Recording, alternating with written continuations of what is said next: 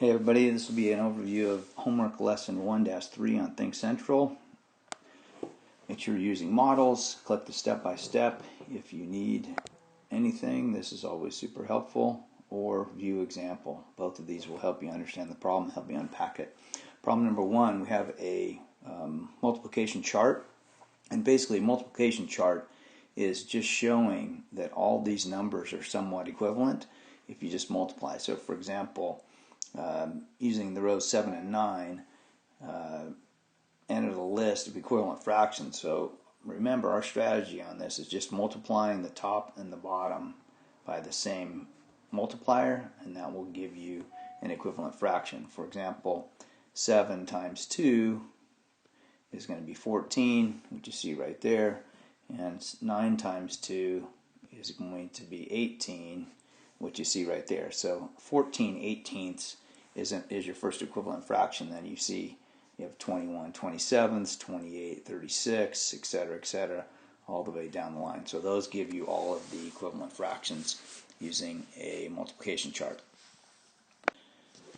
Same thing here, you're looking for all the equivalent fractions for 4/5. So there's 4 and there's 5.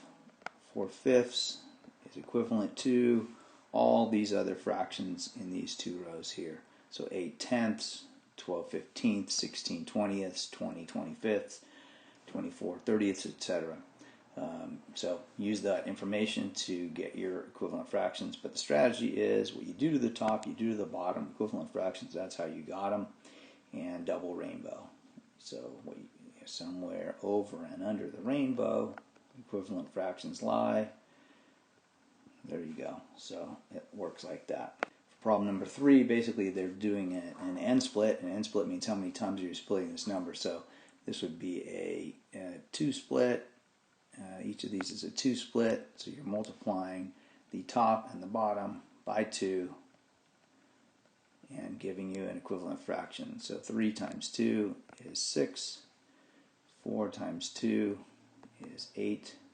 6/8 would be the equivalent fraction. You can see by counting the parts, when you unsimplify this fraction, you end up with 6 parts out of 8 total parts. Here we have our first look at Puzzle Penguin, who isn't the smartest guy. He obviously didn't have a very good teacher, or he wasn't hooked in when the teacher was giving the instruction.